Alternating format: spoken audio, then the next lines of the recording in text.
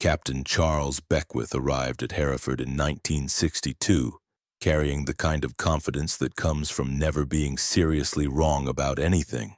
The British soldiers he encountered looked to his Georgia eyes like they needed a haircut and a lesson in military bearing. They spoke to officers by first name. They questioned orders. They moved with an unhurried ease that seemed to suggest they'd forgotten what discipline looked like. Beckwith watched this circus for exactly 3 days before forming his assessment. These men were amateurs playing soldier while real warriors did the actual work. He was spectacularly, devastatingly wrong. Beckwith wasn't some desk officer playing pretend. He'd turned down the Green Bay Packers to serve his country. He'd completed Ranger School. He'd spent 2 years running covert missions in Laos through jungle so hostile that most soldiers never saw it twice. By every measure the American Army used to evaluate excellence, Beckwith was the genuine article. So when he looked at the 22nd Special Air Service Regiment and saw casual informality where he expected rigid discipline, his conclusion felt justified. The SAS had a different opinion. They looked at this decorated American officer and saw something else entirely. A man who packed a candle for the Malayan jungle. That candle matters more than you'd think. Beckwith's education began the moment his boots touched Malayan soil.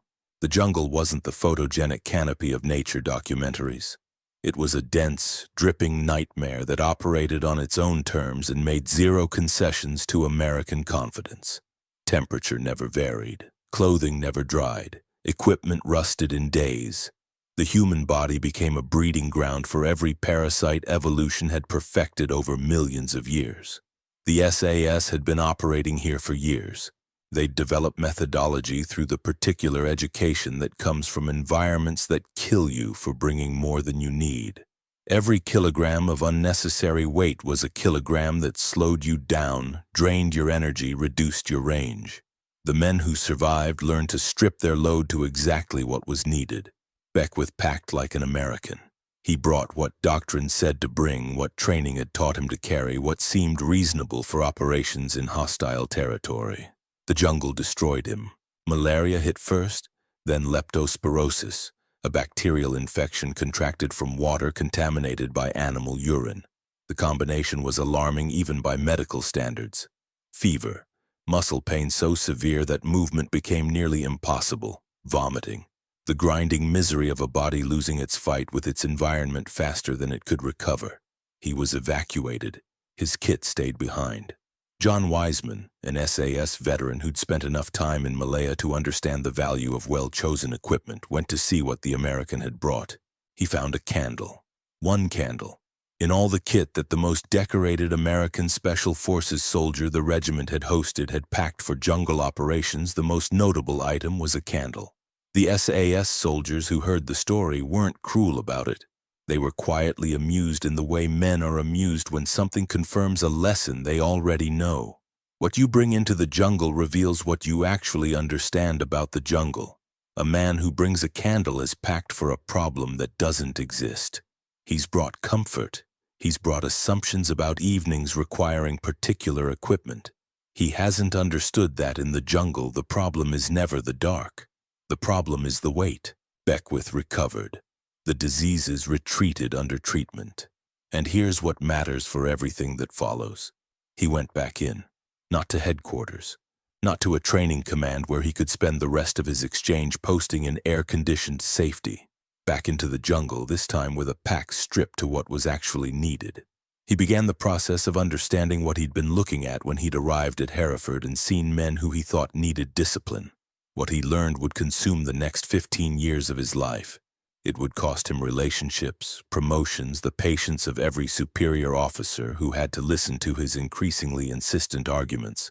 He would spend over a decade fighting an institution that didn't want to hear what he was trying to tell them, because Beckwith had seen something in that British regiment, something American Special Forces didn't have.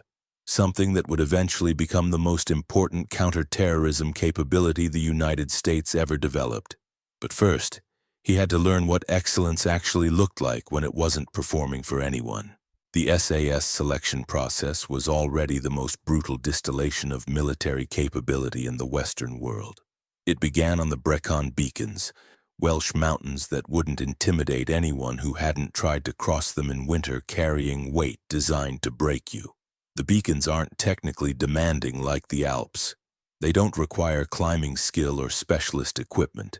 They simply require a man to keep moving alone across exposed moorland in weather determined to make stopping more attractive than continuing, for distances that increase until the man either continues or doesn't.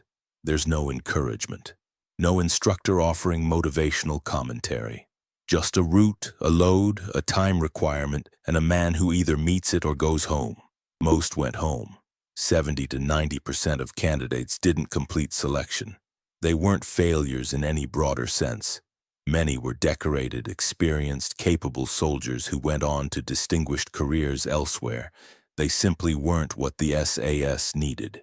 What the SAS needed was specific, not the strongest man, not the most aggressive, not the man most capable of physical performance when surrounded by colleagues competing for status. The entire process was designed to find men who could perform alone. Men who, in the absence of anyone watching, in conditions designed to make stopping feel rational, would keep going because stopping wasn't something they were constitutionally capable of. Beckwith had grown up in a military culture emphasizing collective performance. The unit was the organism. Groups trained together, operated together, built cohesion through shared experience. American Special Forces, the Green Berets, were built around the 12-man operational detachment. Teams that trained for months before deployment and operated as integrated units in the field. The assumption was that the team exceeded the individual. 12 well-trained men provided more capability than any single operator could. This was true, but the SAS had identified something the team model missed. Sometimes you couldn't send 12 men. Sometimes you could send 4. Sometimes 2. Sometimes 1. The man you sent into situations where he was alone, without the team in conditions the team model hadn't prepared him for, that man needed to operate effectively regardless of whether anyone was watching, helping, or encouraging him. The SAS called this individual initiative, the capacity to make good decisions alone under pressure in ambiguous situations without reference to hierarchy or doctrine. Training didn't teach it directly. You couldn't teach it directly. You could only select for it by creating conditions where its absence became visible and removing the men in whom it was absent. Beckwith watched men who looked like they were being relaxed about military discipline. He began understanding what he was actually seeing. The absence of performative discipline, the saluting, the rigid bearing, the constant acknowledgement of rank wasn't negligence. It was the result of a selection process that had already removed everyone who needed external discipline to function. The men left standing after selection didn't need to be told to perform. Performance was what they were. He also watched what happened to candidates who were clearly strong, clearly fit, clearly capable by conventional measures, but who weren't constituted the way the SAS required. They went home. The ones who stayed were often quietly unremarkable in appearance. Medium height, medium build, men who wouldn't stand out anywhere. What they had wasn't visible from the outside.